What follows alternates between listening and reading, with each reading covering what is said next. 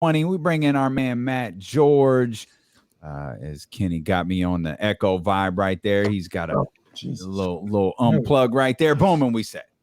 Matt George, what's up, buddy? What's up? How are you, man? I'm good, guys. How are you? What's up, man? Look, Matt George, host of the Locked On Kings podcast. We'll get into your new series that you're doing here in just a minute. But for those who are regular viewers of Matt George over here on D'Lo and KC, we noticed were you thrown out of the house already? You're in a different you're in a different room. There's no Kings logo. There's no weird lighting. Like what is happening here? Oh, don't. Wow, I'm getting emotional. You noticing my room? room? Your banner already. Like I understand, man. It's tough. Wow, I did not expect that. No, I'm in the process. Wow, I need to drink some water. Jeez, I'm dying on start a D'Lo and KC. I'm dying. Hey, Matt, this is going to be great for ratings. If you got to die, do it now. We're on camera. Everybody's watching. Just Matt, take a breath. I know it's your first day in radio. I know. Dear Lord, I'm going to get a drink. My Lord. I need some McQueen in the Violet Fog. Hold on. There you go. Let's let Matt go get a drink. He's having a tough time. Our man Matt just nothing like a little death to spike the ratings here on D'Lo and KC. Matt literally gets up. Oh, poor Matt George. Now he's back. Oh, there he's back. He's a new man now. You know what it is? It's all the dust in the air from this renovation project I have going on here. So I'm glad that you noticed. So we're in the process of transitioning. It turns out when you have a baby, you need a nursery. And when you build a nursery, the space that was your wife's is no longer your wife's. So then your wife comes into your space. So my office is now our office. So we are in the process of repainting. So we've gotten half the room done. So everything that I'm looking at is done and lit and great. And everything behind me is not done and not lit and still great. Just so you know, Matt, real quick. Sorry, Casey. Nothing's yours, bro. Just to be clear. Especially now. Yeah. It used to be half mine. Now it's a third, not even, probably like a quarter. No, Matt, none of it is yours. Just accept that now and keep it moving. None of it is yours. Matt, are you painting the rooms? I'm helping paint, but I've been given very specific areas. Like I don't do edges. I don't do near windows. I don't do near the door. It's like, hey, see this massive surface of wall that you couldn't possibly screw up? Hey, paint this.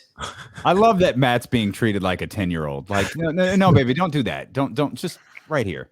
Just take care of this part. I'll do the hard part. You do this here. Here's your little brush. You just do circles over here in the corner and make sure you have all your fancy colors and mommy will handle the big girl stuff. And most importantly, stay the hell out of my way. I know you've got a new pod series. You've done a couple of these. I've always found them really enjoyable. You've got a series coming up as part of the Locked On Kings podcast that you do on the 1999 Kings Jazz playoffs. What made you choose that one? So I've been wanting to do, because I did during the lockout or the Kings hiatus because of the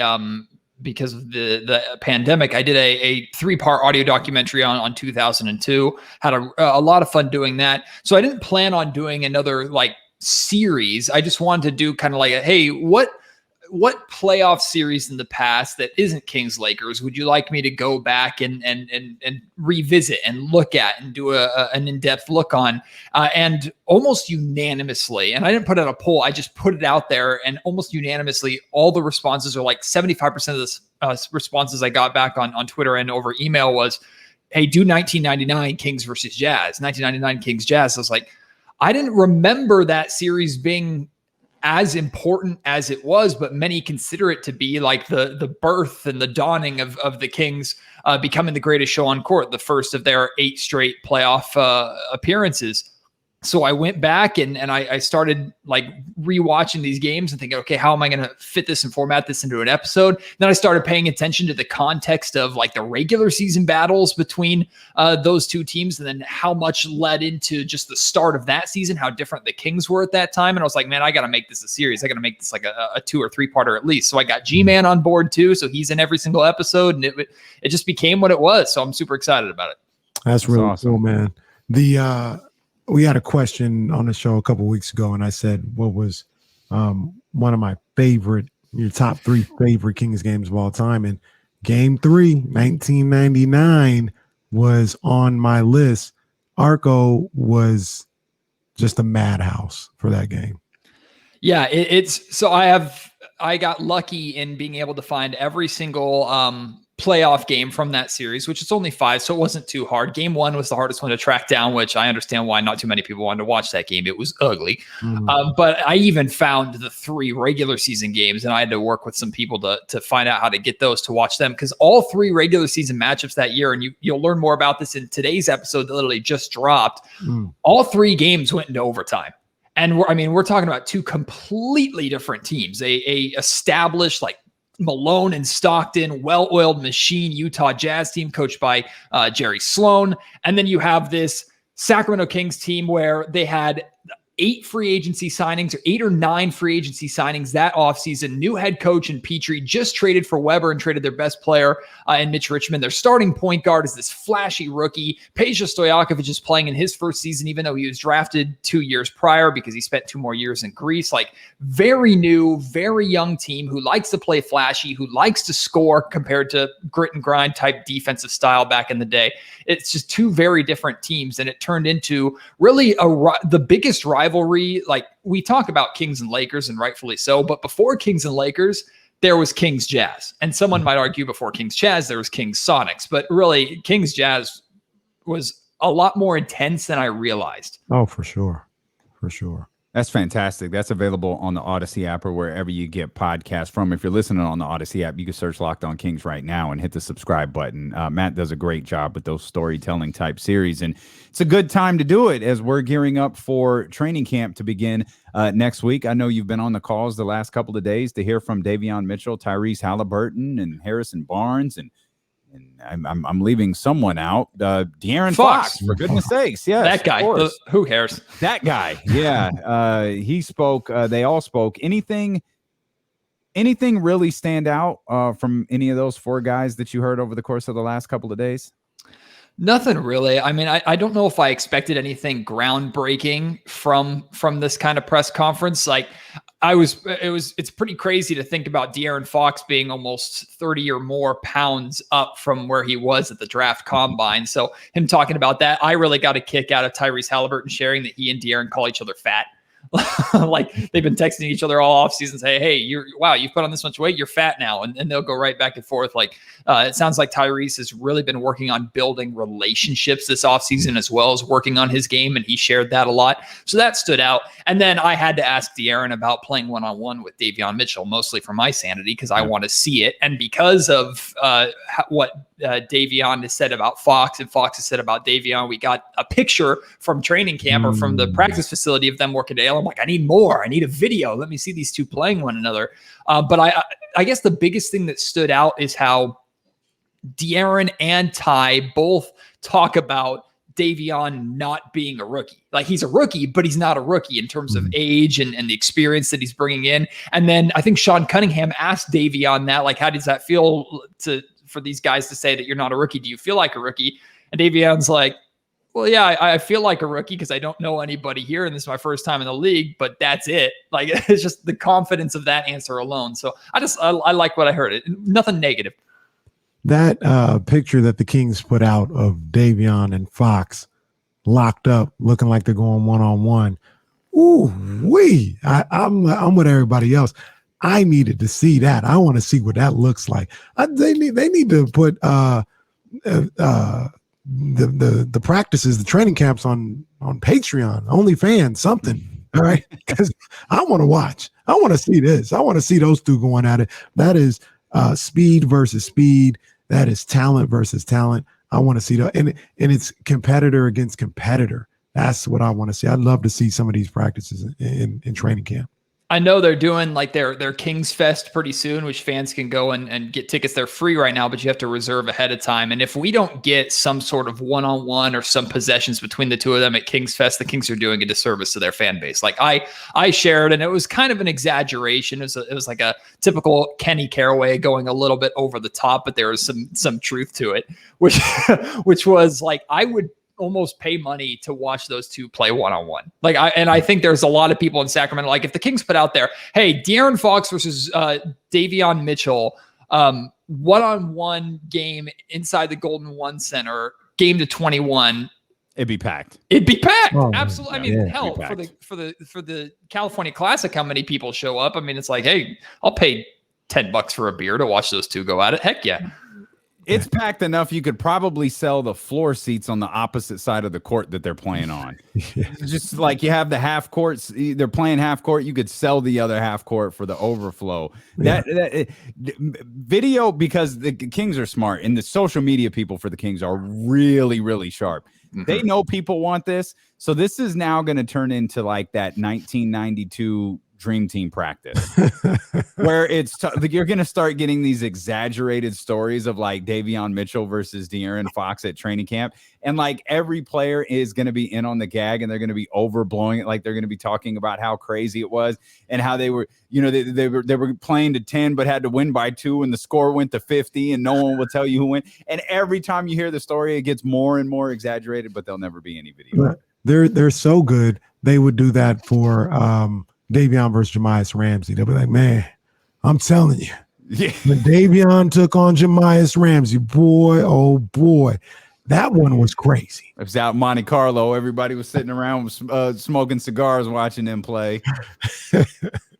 Kenny, I remember you talking not too long ago about like the reaction that Kings fans are going to give Davion when he has one of those defensive moments. Like I think you were talking about specifically, and we saw examples of this at the Golden One Center, and he got a great reaction. But what happens when, I mean, it's in Portland to open the season, but what happens if Davion tries to pick up Damian Lillard for full length of the court?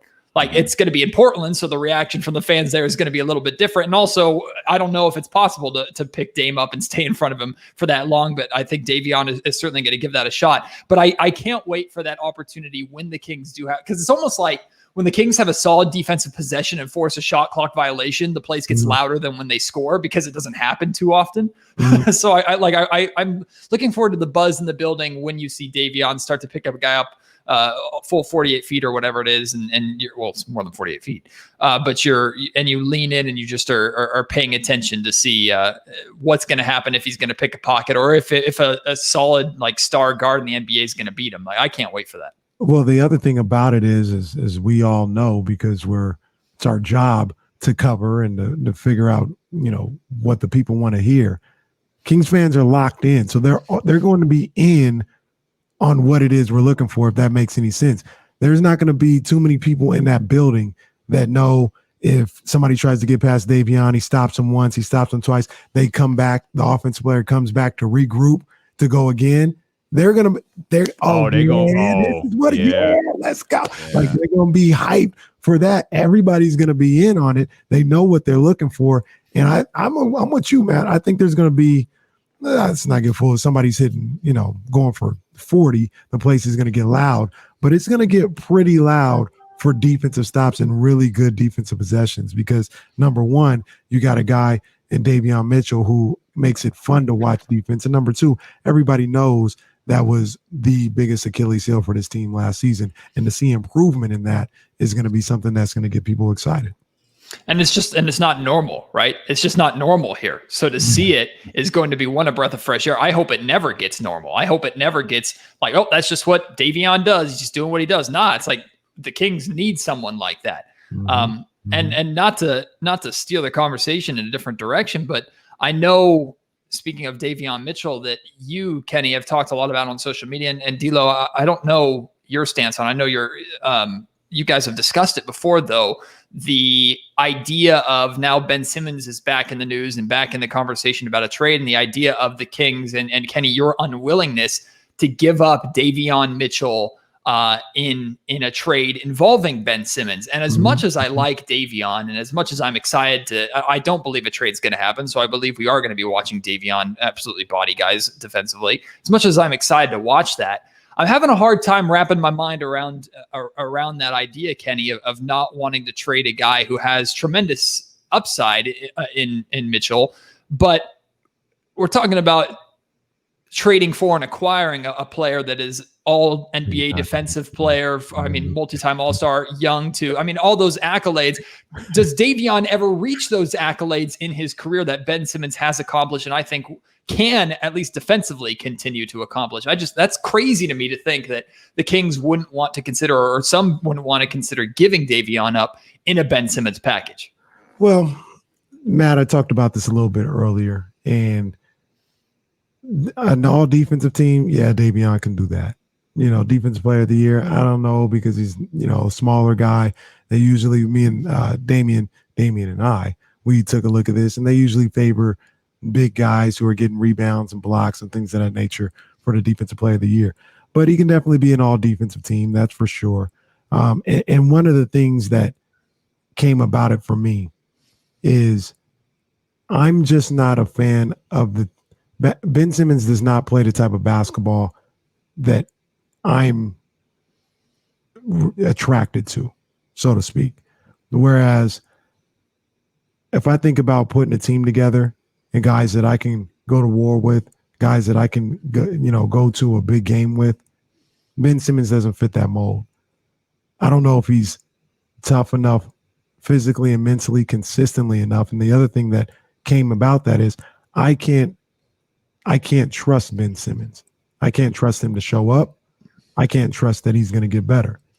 Regardless of, I'm not sitting here saying Davion's going to be a 3-time All-Star and have the accolades that Ben Simmons has, but I have no doubt in my mind that I can trust that Davion Mitchell will do everything he can to get better and to show up and to reach the goals that this team has and this franchise has. I have no question in my mind.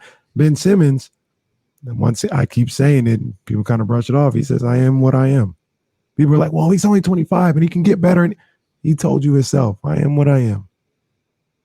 But what he is pretty damn good for what the Sacramento Kings need. That's my thing. Is I understand what you're saying about Davion and his willingness to put in the work to get better and do what the team needs him to do. Mm-hmm. But Ben Simmons does right now, being what he is, what this team needs him to do. I guess that's my point, is I know what I'm getting in Ben. Davion, I'd like to know that, or I'd like to believe that what I saw in the summer league and how he was able to lock up some of the top guys in summer league is what he's going to be able to do at the NBA level for this Kings team. I just think it's a crap ton to put on the shoulders of a rookie compared to someone who has had success. And offensively, I know there are woes and issues with Ben's game, D-Lo, but at the same time, it's like this Kings team, we know this Kings team can score. And that's why I thought it was interesting that Keith Pompey, when I was talking to him on Locked On Kings a number of weeks ago, when all this Ben Simmons stuff stirred up, he said he thought that the Kings were an ideal fit for Simmons because he doesn't have to be that kind of scorer that he has to be in Philadelphia, while also checking all those boxes and filling those needs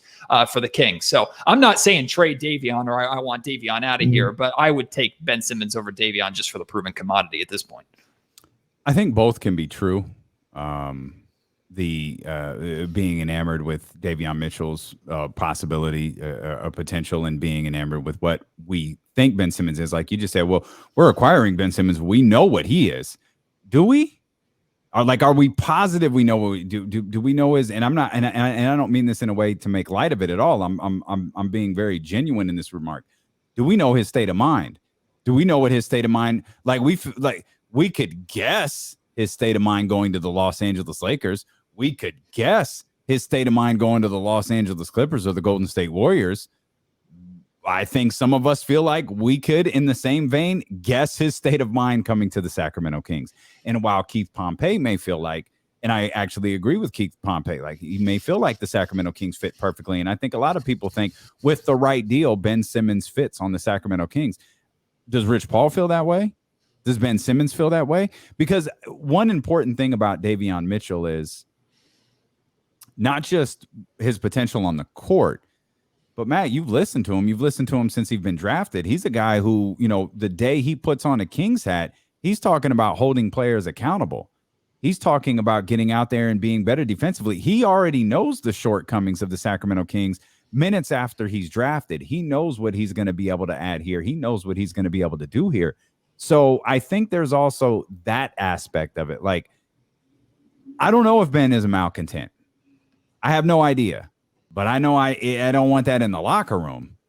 And I know Davion is not. So I think there's multiple different things at play. I do like Ben Simmons. Yesterday, you asked what my stance was this on. Kenny asked me the question yesterday. If Monty McNair and Daryl Morey were on the phone right now, and Morey said to Monty McNair, look, like we've got Buddy, we've got Bagley. Right now, Davion gets the deal done. We'll call it into the league right this second. I was like, no, I don't know if I do it. I sat on it for a day, and I'm not as steadfast and like I'm just not sure that it wouldn't, like, I feel like Ben Simmons would work perfectly here. And I hope Davion Mitchell works perfectly here. Like, we've been talking about 3-guard lineups, Matt, and shoot, now you got a 3-guard lineup that has a 6'10" guy versus a 6'1" guy. Mm-hmm. You know what I mean? The dynamics, the concerns, the rebound, like some of these different things change a little bit. And I do feel like it's all for naught. I don't think he's going to be traded, but I do agree with something that you said, meaning Davion. I don't think there's any trade involving Ben Simmons and the Sacramento Kings. As fun as it has been to talk about and track Ben Simmons' season here, I do agree with something that you just said. We have put a lot of pressure on this young man, it seems like, to be the savior of the Sacramento Kings defense. Like Kenny was like, we're going to be talking about this team if they're just moderately better as the Detroit Pistons from 2004. Hell, let them get in the, and then they're 17th. Let them get the 13th. We'll be talking about them like they're the 85 Bears, for God's sakes. They'll be the defense that never dies.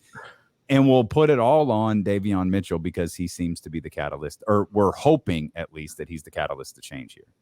What's crazy though is, and I talked to Jason Ross. Long ass answer. My apologies. No, it's great. Like what I talked to Jason Ross about this when we were talking about like things that we were buying and selling for next year, and I talked about the possibility of the Kings defensively taking a jump into the top 20. I mean, we're not even talking upper half of the league, pretty close to that, but like. And Jason and I both agreed, like, this team probably defensively at their peak next year. Like, everything goes right, this team's cap probably is like 20th or 19th.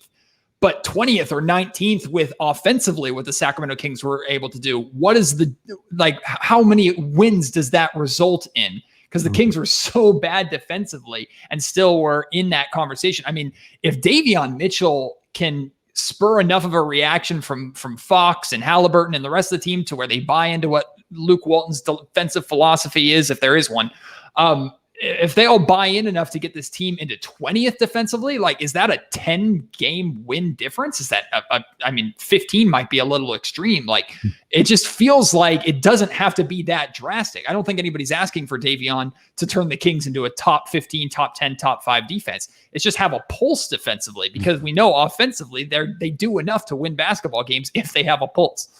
Here's the other thing about Davion and Ben and all this other stuff. There's a lot of pressure on Davion Mitchell to come in here and turn things around. Make no bones about it. Ben Simmons gets traded here. Pressure ain't going away.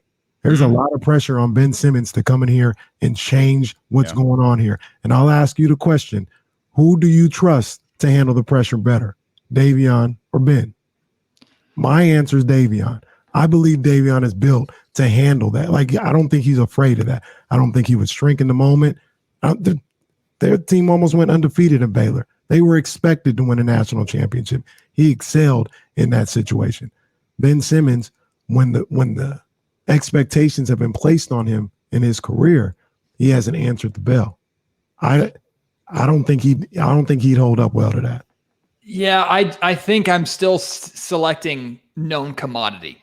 And I hear what you were saying earlier, Tilo. Like, do we know what Ben Simmons is? That's a great question. Do we know what Ben Simmons would be attitude-wise, player-wise in Sacramento? Like, all extremely valid questions. But I've seen Ben Simmons do it before at the NBA level, and he's still young, and I believe he can do it again. Versus Davion, I hope he can, type thing. So I'm taking known over hope if I had a choice. Like, if the two guys are in front of me and I have one roster spot left and I can take whoever I want, sorry, Davion, I'm taking Ben, and just because Ben in so many ways is the player that Kings fans have been asking for. Oh, we want this. We want this star. We want this leader defensively. Don't necessarily need offense, but it would be nice. Oh, here's Ben Simmons. No, not that one. Oh, another one who checks all those boxes. So it's like, Yeah. I hear both sides. I really do. I'm going to be thrilled with Davion Mitchell as part of the Sacramento Kings, though. I'll make that very clear because, like we've said, I don't think Ben Simmons is going to be a King as fun as it is to entertain. And hey, it got us through the dullest part of the offseason. So thank you, Ben, and thank you, 76ers, and thank you, Rich Paul. Ben Simmons season, baby. SZN. Absolutely, man. The other thing that I'll ask you about as well with this one, Matt, and Matt sees it his way, other people see it their way. I see it my way. I don't think it's going to change or we're going to convince each other of anything different. I'll just say this. The topic was brought up yesterday about, they say, will Davion ever be as good as Ben Simmons is on the defensive end? There's two things with that. Number one, we just keep hearing about the defensive end. If defense is all you're really looking for, just go trade for Thibault at this point. And he's going to be $35 million less than what you're getting for Ben Simmons. The other thing about it is, if Davion, I hate when you say that. Thibault is not as skilled as Ben Simmons. He's not. No, but he's as skilled defensively as Ben Simmons. And that's all anybody ever talks about is all defense. I don't think he's as skilled defensively as Ben Simmons is. I think he's good defensively. I don't think he's as skilled as Ben Simmons is. I think he's equal. But this will go into the second point. Davion, Thibault. If you're getting 80% of what Ben Simmons brings on the defensive end for $30 million cheaper, to me, that's a smarter move. And I think there's a lot of executives in the league that would agree with you 100%, especially when you have one on this roster now that you don't have to give up an arm and a leg to acquire. Right, and that's all I'm saying. I'm not even going to go blasphemous and say blasphemous to some people and say that Davion or Thibault would be exactly what you're getting with Ben Simmons defensively. I'm not going to disrespect what Ben does on the defensive end. I'm saying if they can give you 80% of what he does for $30 less million. But maybe this team can't afford 80% of what he does. Maybe they need 100% of what he does. Maybe that's part of the problem with the team. I don't think they need 100%. The other thing about it is they were like, well, Ben Simmons comes to Sacramento, you're going to the playoffs. I may be alone. I expect them to be in the postseason playing scenario as is. Mm-hmm. So it's not like, well, you didn't get him, you're not good enough. I disagree.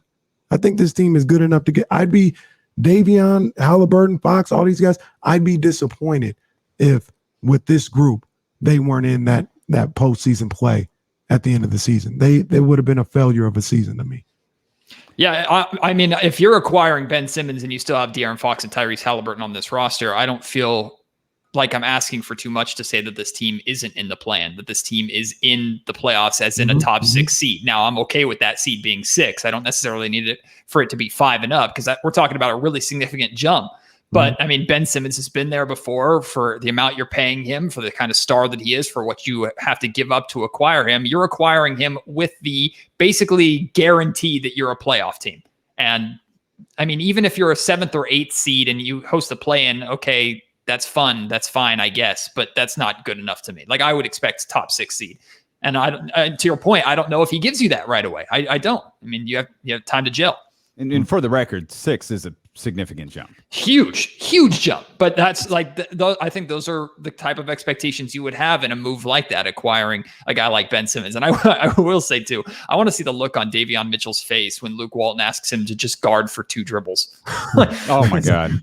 Okay, done. Easy. If Davion was, what's Davion? 6'1"? 6'1". I love how people are like, he's 6 feet with shoes on. When is he going to play basketball without shoes? Why does it matter that he's 5? And that's with Jordans. That ain't even with Nikes. That's with Jordans. If Davion was 6'9", how much higher do you think he would have been drafted? That was top 3 pick. When I was watching him at the California Classic, or even through Summer League, that's something that just kept like sitting in my head. He was being raved about. He obviously wins the Summer League MVP. I thought, wow, he fell to the Kings. Like, I know he was a guy we talked about a lot. He was on the national stage. This is really about him being 6'1". And maybe the age a little bit. Maybe the age a little bit, but mostly height. If he was there'd be no there. I think there'd be an emphatic no, and maybe there already is, for the record. But there'd be an emphatic no about a Ben Simmons, Davion Mitchell involved trade if Davion Mitchell was 6. That's part of the reason that opens the door, because you look at some of the, what like we were talking about earlier, the concerns with the 3-guard lineup. Some of those are alleviated if the third guard is 6'10" versus 6'1", or even in Buddy's case 6'4". Yeah. And I've stopped the program there with that thought. Matt, we got to let you rock, man. I know you got things to do. We appreciate you jumping on with us last minute. We're really thrilled that you didn't die. That was a big relief for all of us. It was definitely a close call, but we're thankful that you pushed through and you didn't die here on the program, man. That's good. I just get emotional every time I have the opportunity to speak to the two of you and talk Kings basketball with you. And D'Lo, we didn't even get to talk about Iman Shumpert, because I heard what you were saying at the top of the show too about how meaningful Iman was to that team. And I've always been a little hesitant with how much credit I gave Iman Shumpert and how good the Sacramento Kings team was if Iman was that important. But hey, man, he killed it on Dancing with the Stars, which was fun to see. So I'm enjoying Shump. So we're going with Iman versus Aman? It's Aman, man. Sorry, Aman. Sure. You kept repeating. I was like, is Matt trying to make a point here with this? Is this like when the WWF changed to WWE and they just kept saying it over and over and over again to drive home the point? I feel like that's what Matt was just doing. He was like, you've been wrong all this time. His name is Iman Shumpert, not Aman Shumpert. And I think that was Matt's quiet way of calling me an idiot. No, I honestly don't know if I've ever called him Aman, period. And I don't know if I've ever asked or thought about it. Okay. Like, I've always read it as Iman in my head. And I think I've always I probably said it to his face. I'm amazed he didn't correct me. Iman. Yeah, that does sound stupid, doesn't it? It doesn't sound stupid. I just don't think that. I think it's Aman Shumpert. Yeah, Aman. All right. And he's the most beloved king of all time. Pound for pound, as my partner would say. Pound for pound. Yikes. Ratio-wise, the most beloved of all time. Again, Matt, we appreciate you, man. Thanks for jumping on with us last minute. Thanks for not dying. And we'll connect again, man. We're going to start doing this weekly. Thanks, buddy. You guys are the best. Can't wait. Take care.